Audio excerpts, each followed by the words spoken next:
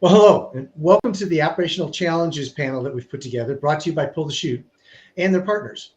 So this is a five-part panel discussion that we've pulled together, and we're excited about it. We were talking about, how can we talk through operational challenges that are happening, and we happen to talk about there's these five areas that we always focus on, which is marketing, systems, sales, finance, and people. So we decided as a group to talk about those challenges over the next every 2 weeks, I should say, for the next five sessions. So we're excited to kick it off today. We're excited that you're here with us, and we're going to get things rolling here with our discussion. So I'm your host. I'm Jeff Sesol. I am with Pull the Chute, and let's meet the rest of the panelists. So let's start going around. Let's start, Kristin, let's start with you. Why don't you pick it up from there? Hi, my name is Kristin Park. I'm a search engine optimization strategist. I've been doing this for many years, and I am partnering with Jeff and Pull the Chute to help bring you guys some good information about how to grow your company. Love it. Thanks, Kristin. Norma, let's go to you. Hi, I'm Norma Shirk. I own a company called Corporate Compliance Risk Advisor. Long, boring name, but what we do is HR consulting for small businesses. So as you listen over the next few weeks and hear things of interest to your people problems, I'm happy to help. Thanks, Norma. And finally, Marc. Good morning, I'm Marc Lochow. I am second generation owner of ProformaPSP. We've been in business for over 50 years, and we specialize in your tangible branding marketing materials, which include printed products, decorated apparel, and promotional products. Great. Thanks, Marc. Appreciate that. So, guys, we've been talking about marketing, and the key is building your brand, your message, your overall impressions of your product or your service, depending on what you're selling. It really defines who you are as a company. So today we're going to talk and discuss some of the marketing challenges that people are facing. We live in these new times after the pandemic. We could probably call it post-pandemic. That marketing has kind of changed in the way that we go about it. So I thought it'd really be good to kind of talk about those challenges that people are going through and see how they can overcome it. One of the biggest things that I'm hearing, and I'm sure this was even pre-pandemic, but what I hear from them is saying, I don't have enough time or resources to focus on marketing. So my question to you, and we're just going to kind of go around and, give me your thoughts on this thing, but do you agree with that statement?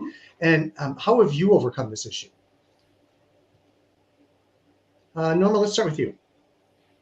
Yeah, that's a great question. I was thinking back to when I started my company and frankly didn't have a whole lot of an idea about what I was doing. I knew the technical stuff, the substantive things, but the marketing side was new to me. And I really struggled with branding. And eventually I ended up outsourcing it. So I have some ideas, but really it's the marketing people who are creative, who know how to present things in cyberspace and in print materials. All right, cool. Interesting. Did you find that although you outsourced it, that they kind of saw your vision as well and were able to expound on that? Well, really what we do is meet on a regular basis, and I talk a little bit about what I've got in mind, and between us, we collaborate and reach a consensus on the best way to market whatever service I'm pushing at that time. So it's about which channels are going to be most effective based on the kinds of clients that I get. Great. So, Kristin, we're going to go to you. You're more of a SEO strategist, right? So you kind of look at what they're building and you try to compound on top of that, would be my guess, right? You add to what they're trying to do. What's some of your thoughts? Exactly. So whenever I hear, because a lot of people, we will freelance, you also can employ us to work for a company. And I hear people saying they don't have the time or the money to do anything like that because hiring an entire person is a bit more expensive than hiring a one-off service. Mm-hmm. My response would be, you don't have the time and the resources to focus on marketing right now the way that you envision. So the best advice I have for that would be select what you want which is, everything, the gold stars, Mhm. and then actually build the funnel to get there. Because within that are your SEO people, within that are your HR advisors, your marketing people, your logos. You can't start with it all, okay, but you do have to start somewhere. And you can either do organic traffic, you can choose branding, but you have to start. Without starting, you're never going to grow. Yeah, I agree. It's I it's one agree. of those things that people get. They look at the overall picture and it's so huge of all the things they want to do that they get frozen. I think maybe, Mhm. and so they don't know where to start at all. Mark, let's go to you. I mean, you're a branding expert now, right? So that's what you do. Second generation, by the way, which I love. I was looking at this from a different point of view on when I have time to actually work on things because the day gets away from you. Sure. And I always try and make sure that I schedule things on my calendar in order to make sure I put the time to the side in order to work on the different things. And then also, if there's things that you can be working on in off hours, such as sitting in front of the TV when you're more or less vegging out, just taking a little bit of time to actually go through your list of things that need to be done and working on them there. And I always tell my clients as well, I'm an extension of your company. I am here to help you. If you have a project to work on and you just don't know how you're going to get it done, don't hesitate to reach out to me. That's what I'm here for, is to help you with solutions to make your job easier. And, it doesn't always have to lay on your shoulders. You can look to other people to help you with things for it. Yeah, I think that's interesting because that actually perfectly leads into my next question, to be honest.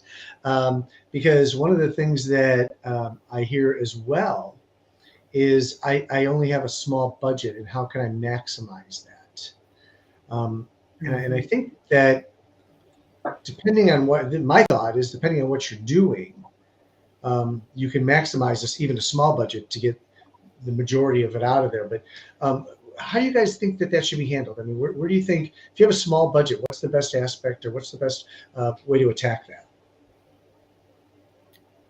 I don't care. So, I was going to say, one of the things that I did with my company with a small budget is that I limited the channels that I went out on. For example, my clients are much more likely to meet me on LinkedIn than on, say, Facebook. So I decided to focus on LinkedIn, and that's where I have my social media team spending their time. Separately, there's a couple of other platforms that I will post. So they post a couple of days a week, and I do. It takes more of my time, but I can coordinate with them, and I don't have to pay as much for outside marketing help. So, being selective and doing more of the work yourself can make a difference.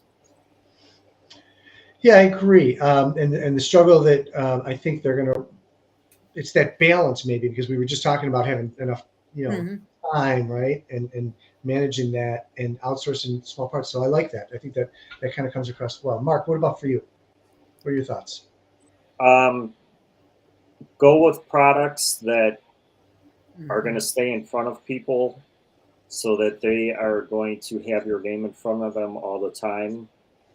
Business cards are something that everyone should have. It's very easy to hand out. And a big mistake that a lot of people do is not utilizing the backside of the card. You can list out your additional services or offer a special or put something on there that's going to make you memorable to people. Other things people use all the time is, giveaway items such as a pen. It's something very simplistic, but it sits on everybody's desk or in their pocket or in their purse. They have it with them all the time. Or pick an item that's going to sit on their desk, such as a coaster or a phone charger, things of that nature, so that your name is always in front of them. I love that. I love that idea. I think that's great. And I think you're right. We can do that for minimal costs. And you're always, I like the fact that you're always in front of them, whether you knew it or not, because they're using all of your stuff. So great feedback. Thanks. Appreciate that. Kristin, what's your thoughts? I think in this digital age, a website, even if you're not e-commerce, you don't have to sell anything physically from your website to need a website. Websites can be hand coded. That becomes very expensive, but WordPress offers very easy plug and play.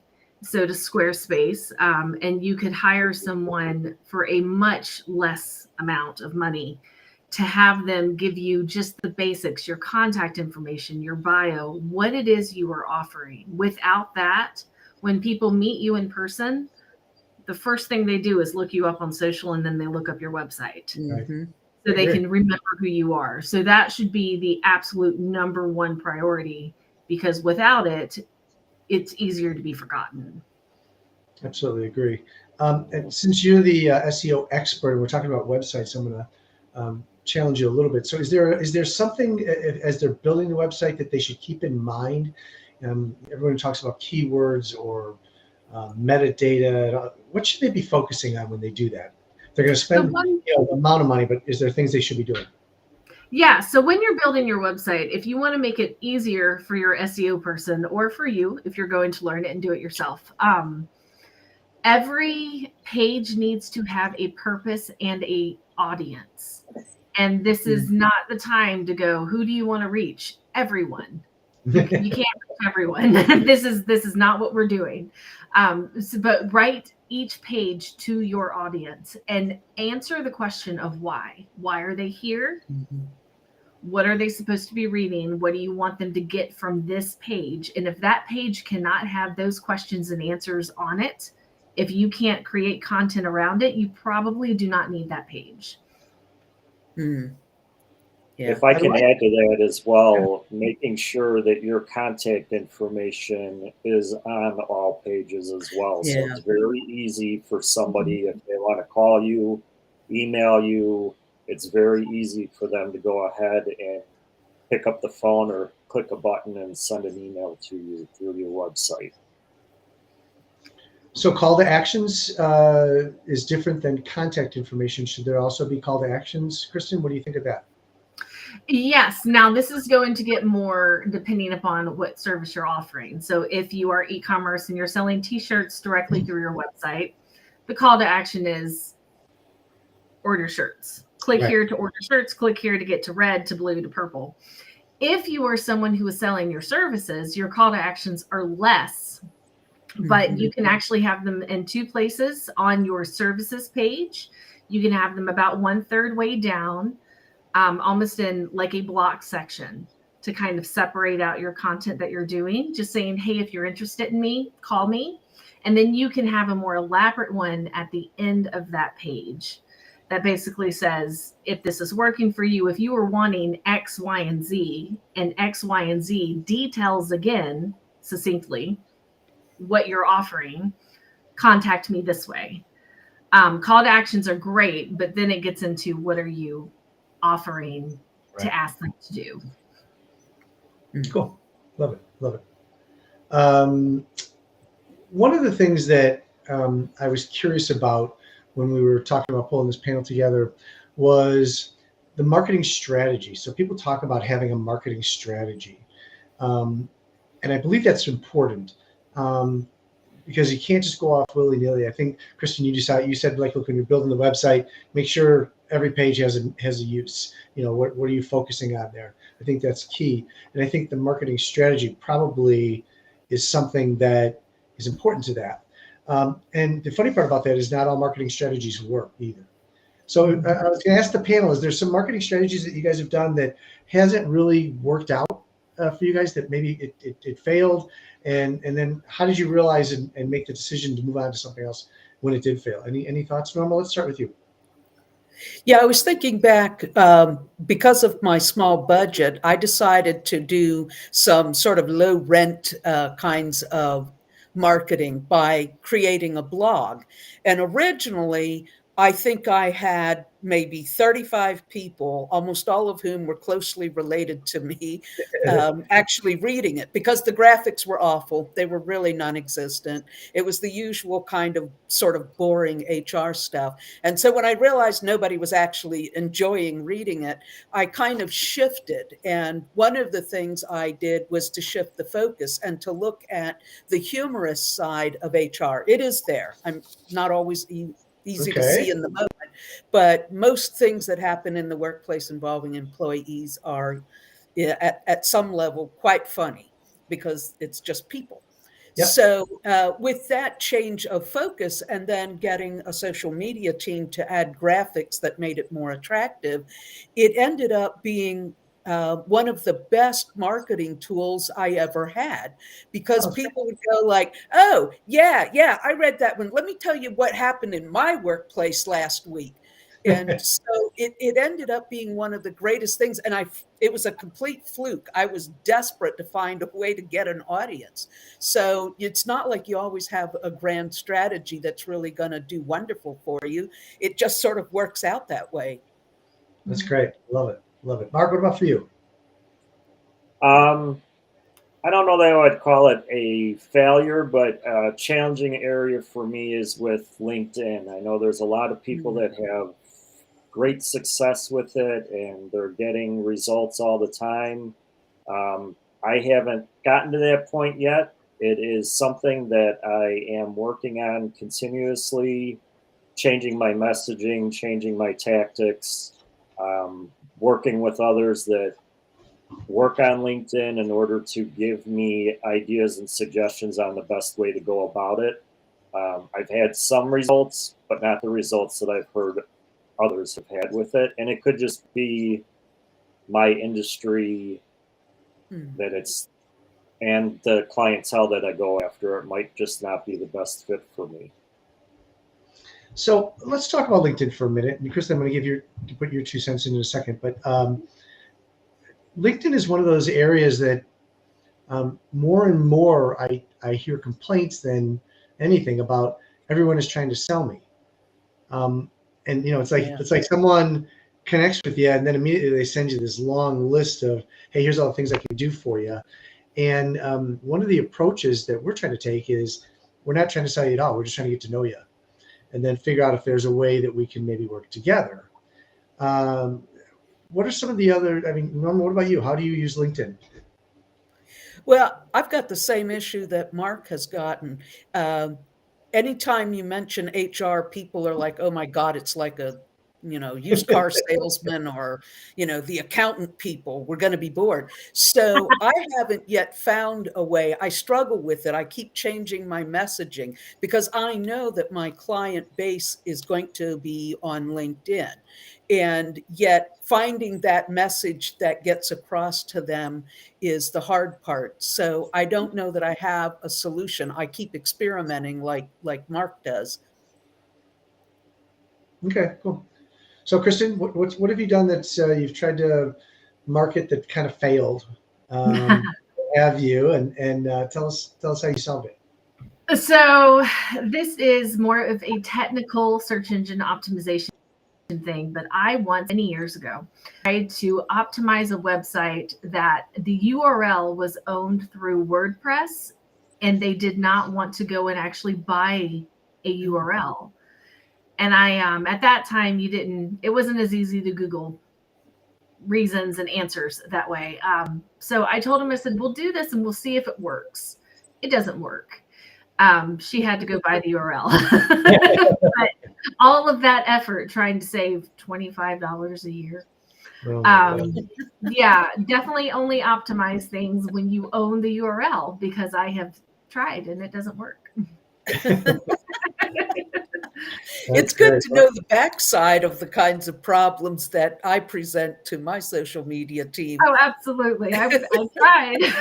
It didn't work at all. So Norma, I was thinking, go back to LinkedIn. I was just thinking, what about if you took your humor, like your blogs, and leveraged that, into LinkedIn connections? Just a thought. Right. Oh, yeah. I love that idea. One of the things I'm doing right now is I've got my second book. It's with my editor right now, Awesome. but included in there to make the boring bits more interesting, I created a sort of avatar named Camilla, Cam the Glam guy. I love Camilla. I'm going to interrupt. I love Camilla. I Oh, read her thank every time you. she comes across my screen, Oh, and that's she great. Oh, has thank these you. either good or snotty little kids, depending upon. I think she's Yes, Cam fantastic. has an interesting family and pets and Does. friends. The one who blows the money on the ponies is kind of interesting. Know your business partners. Just a little compliance tip for the day. So yeah, I started having them, the social media team put, and it was their idea to post some of Cam's adventures as a way to sort of start building buzz. And it's amazing. I get a couple of new followers every week when one of those comes out. So That's great. That's awesome. I Because love Cam is our it. girl. yeah, she's a lot of fun. She is. That's the humorous side of HR. Trust me, everybody thinks HR is boring, the Department of No. No, it can be like that, but there's so many things that people do that are just amusing. Oh, that's great. I love it. So, what's one of your, if I had to ask you, your biggest marketing things that you've done? Maybe it was I'm trying to think of the word, where you did kind of an event kind of a thing and that worked out really well, or was a series or something. What's something that worked really well for you? Marc, let's start with you. Well, since Thanksgiving is next week, pre-COVID, I used to get a bunch of pumpkin pies and whipped cream and all the plates and silverware, and I would go to my top clients' offices and I would drop it off right around lunchtime for the office to enjoy. And most people do things at Christmas time. I choose Thanksgiving because it's not as many people use Thanksgiving as they do Christmas to do things. That's great. So I would do that, and I would get a very good response from my clients for doing that. And at the same note, I would also send out Thanksgiving cards as opposed to Christmas cards, to have something out at a different time. You know, you're not in with all the other Christmas cards. You kind of set yourself apart with that. You know, that's a great thing that I totally believe in from a marketing standpoint, is getting to know your clients, building the relationships, doing small things like that, you know, giving them the pies and cards, because that's all about client retention. You know, one of the struggles that a lot of companies go through, right, is that they market to get them signed up, but then they don't continually market, I'll put that in quotes, them to stay on for long term, right? And being able to keep them going and keep that retention, I believe, is a huge piece. I feel like, you know, we're all human, and there might be at some point we make a mistake. And if we have a nice relationship with the client, they're more apt to not throw us under the bus and look for somebody else and work it out with us because they have that relationship with us. So I think that's a huge marketing piece that works really well. Thanks, Marc. Appreciate you sharing that. Mm-hmm. Norma, what about you? What's something that you've done that you've really liked that worked out really well? I think for me, it was mostly pre-COVID, being able to go out and meet with clients on a regular basis, with or without a gift. Just being able to have coffee or something and say, hey, how's it going? That was all. I found that was helpful. Very cool. Yeah, I love that. Kristin? So one thing that I like to do every now and then, especially pre-COVID, there would be conferences, and I primarily work for a company, so I'm not always pushing the fact that I'm a freelancer, if that makes sense. But I want people to remember me regardless, right? I want the opportunities to still come. So I've noticed in white collar, people really like to drink. So I put my name and logo on cool. shot Oh, that's glasses. brilliant. And I get those printed up. And to this day, people still, they're like, hey, you're the one who gave me that shot glass in Georgia. Like everyone remembers, because it's such kind of a unique thing in a setting where alcohol is acceptable, but not name of the game. So if you can ever get any kind of product that is slightly more interesting than what you're doing, but still professional and the level and the place that you are, I would recommend doing that, because everyone's going to have, at that time, they had pens, they had notebooks, but no one was handing out shot glasses. And I even, after dinner, I even carried around like a little airplane bottles that I could pour people a shot. That's great. Yeah, and it was perfect for happy hour. I met everyone I needed to meet. That's great. I love that. That's brilliant. Yeah, I was thinking, Norma, that could be great for your HR people, right? I was just thinking, you know, I would love to do something like that. And then I'm thinking, how does it look for the HR person to be pushing the booze when you have the same issue about people getting drunk and then hurt at the office Christmas party? It looks like they're a lot of fun, Norma. I would certainly get a lot more blogs out of it. Yeah. That's true. That's true. That'd be fun. I'm just going to share one thing that I've done recently that's actually worked incredibly well for us, and that is I started interviewing people on a video interview, and it's a video series I'm doing. I call The Journey, and I interview them about their business journey, where they started, why they started, what are some of the highs, some of the lows, challenges, things like that. The goal of that is for them to share their story and hopefully inspire others to realize what we're kind of talking about here today, is that we're all going through these challenges. And that's okay, because we're all kind of going through it together. But I've had a tremendous response to that. It's just been very, very fun. I reach out to different people and I interview them. And I even had one person that I interviewed, and her first interview was okay. And she's like, can we redo that? There was so many other things I wanted to say. I'm like, sure.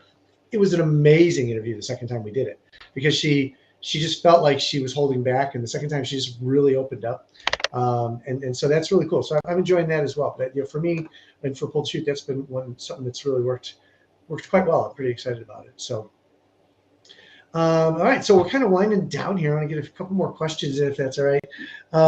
As business owners, I want to look at this. What are our biggest marketing challenges? What's the biggest challenge that we all face? And I know together sometimes we can solve some of it, but it's such a struggle. And I think things have changed. I had this conversation the other day, that the world has kind of changed from a marketing standpoint about how we do things now. And there's a lot of clutter.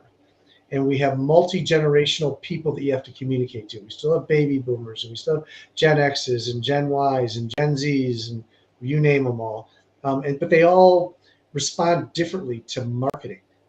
And so the question I want to throw out to us is, what's the biggest challenge that you think that you're struggling with as a business owner? Marc, let's start with you. Communication used to be somebody would call you with an order, or they would fax in an order, going way, way back. Now there are so many forms of communication from, I have clients, some just want to text, some just want to email, some want face-to-face, and it's just a matter of remembering how everybody wants to communicate and making sure that you're reaching out to them in that way. And if you don't reach out to them in that way, you're not going to get a response. Right. And that's one of the hardest things. So usually whenever I'm meeting with somebody, I always ask them, what is your preferred method of communication? Interesting. Oh, that's a good point. Yeah, I kind of never really thought about that one. That's a good one. I like that one. Yeah, I have several clients that texting is how most of my work, text and email are probably my two biggest ways that things are done now. May I ask, Marc, do you kind of segment your market? So like this is a younger crowd, so maybe texting is what's going to be more appreciated versus more dinosaur sorts like me that aren't that technically gifted and prefer older things? It's all over the board. There's no rhyme or reason Interesting. to it. What I've noticed is some of my clients might be in meetings all day. So if I try calling them, I'll get a text message right back. Hey, I can't take your call. What do you need? And then we text back and forth and things get taken care of while they're still sitting in a meeting. If I've got questions on a job or whatever, I don't want to hold up the process. I want to make sure I get it in their hands as soon as possible. So it really just depends on the way. There's others, if I send them an email, it might not ever get read because I get so many emails. So I need to give them a quick call in order to get things taken care of. That's great. Thanks, Marc. I appreciate Yeah. that. Norma, what about you? What's your biggest challenge from a marketing That's standpoint? kind of along the same lines, is just constantly playing around with what ought to be the main channel for communicating with potential clients. For existing clients, I kind of am where Marc is at with, someone texts, someone emails, someone to call. Just trying to meet new people. Do you do it in person, or are they still afraid of COVID? Do they want to drive anywhere when they know they can sit at home and get back on a Zoom call, even though everybody says they're sick of Zoom? It's sort of all over the roadmap, and trying to figure out what's going to be the quickest route to get to a prospective client and to a current client is something I struggle with at times. Interesting. Kristin, what's your thoughts? Time management. I would rather spend all day doing this. I love to, I love that we are partners for Pull the Chute, and that is my jam. And I will do things like that literally all week, and never actually, to take a note from Jeff's website, I will work in my business, but I'm not very good at working on my business. And the best way I can come up or overcome that is I will make a very short, high level list. What do I need? I need to finish my website. And I know that there are little waterfalls in there. And so what I will do about twice a week is sit down and go, what do we need for your website? What is the next step? I can't worry about 3 steps from now. I can't worry about when I thought it would be done. The only thing I worry about is today, what can I do for the next 1 to 3 hours to work on my business instead of in it? And that really helps. Great answer there. I love it. Just because it is the issue that most business owners deal with, right? It is because you wake up and you're starting to, we all wake up and we grab our phones. I don't know about you guys, but it's next to my bed, right? And I go, all right, who needs what? And I start rolling through it. And then all of a sudden I'm on the roll where I'm in the business and I'm not focusing on it as much as I should be. So, the other cool thing that I do with that kind of stuff too is I have people hold me accountable. So I have a team, right? And we meet weekly, and I know that, I have things on my list that have to get done by the time I see them again. And so that helps me. But a lot of us, you guys are all solopreneurs to a certain degree. And so, having someone to hold you accountable is a little more difficult. But if you're a small business and you have someone that can hold you accountable, and just because an accountable doesn't mean you're looking over the shoulder. Accountable means, hey, you said you're going to get it done by Friday. Get it done by Friday. Where's it at, right? So I think it's a little harder to hold yourself accountable. But man, I sure would encourage you to try and do that. I love your idea, Kristin, of just marking things down. Marc's idea of putting things on the calendar.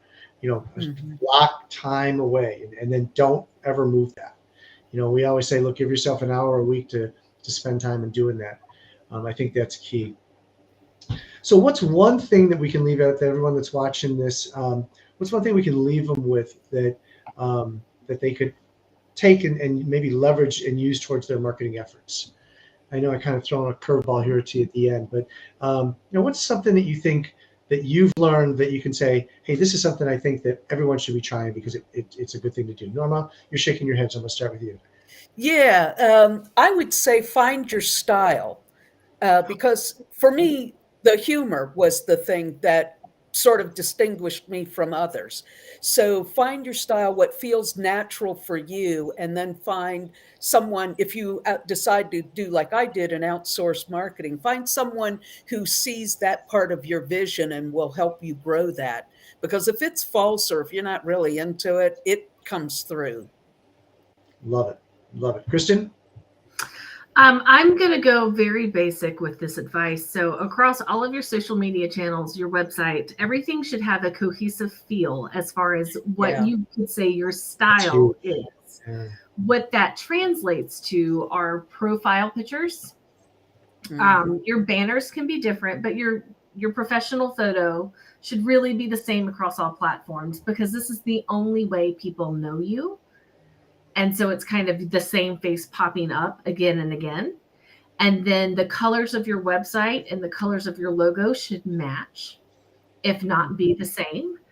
And then on your website or your print materials, make sure you're not using more than 2 types of font, and make sure the fonts are complementary. And it's very basic, but it's every new client. you go in and you can't have 12 fonts.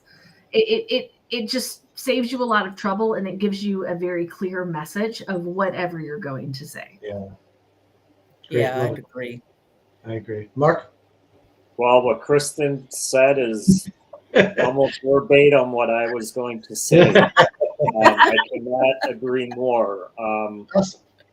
One of my pet peeves is people put information on a business card and it's so small you need a magnifying glass to use it. You've got the space there. Make sure the most important things that people need to see are legible, especially for those of us that can't see the greatest. Your name, your phone number, your email, your web address. Those are the most important things. Make sure they're a good size, but not obnoxiously large either. There's a way to make it so that it looks nice and it's presentable, and you make sure that it matches all across the board, like Kristin said. Make sure you're using the same fonts, same colors. Don't produce your logo in all different colors. You either have specific colors or you use a black or white or another solid color. You don't change things all over the place. You want consistency for your branding so that people recognize it and they know it when they see it. I'd like to add to that, pick a font that is legible. Some of the fonts out there, I'm like, I have no idea if that's an L, a B. Yeah. What is that letter there? So I suggest there's a level of creativity that goes beyond what is effective in business marketing. Yeah, no, I agree. I had a business card the other day where it was a very thin font in kind of a dark part of the card. And apparently first name, I thought it was first name, middle initial, last name, and the email bounced. And it was first name dot, middle initial dot, last name. I had to pull out a magnifying glass, Marc, with my glasses to see it. I was like, who designed this card? Oh my gosh. Size 12 font is okay on a business card. Just go ahead and use it. Yeah. Right? Crazy. Well, guys, thank you so much for your time today. This has been exciting. I'm excited to do this 5-part series. I know as a group we got together and we said, what do we want to talk about? And you guys said, hey, let's do a 5-part series. And I thought, wow, that's amazing. So today we talked about marketing. December 1st, we're going to be talking about systems, which is always interesting to me. It's like, how do you collect your leads? What do you do with them? How do you get information out there? How do you use your system to get your marketing efforts out there? Things of that nature. So I'm excited about that. But as always, whenever we do these, we like to just let you know that we're here to help you. One of the goals of Pull the Chute is to help as many businesses grow and be the best they can be. And you can contact any one of the 4 of us. We're here to help you. And we'd love to be able to just give you any kind of advice, if we can, that would help you as a small to medium-sized business grow and be the best that you can be. So until the next time, we thank you for your time. Kristin, Norma, Marc, thank you for your time. We appreciate it. And we look forward to our next meeting. Until the next time, stay safe and be healthy. Have a great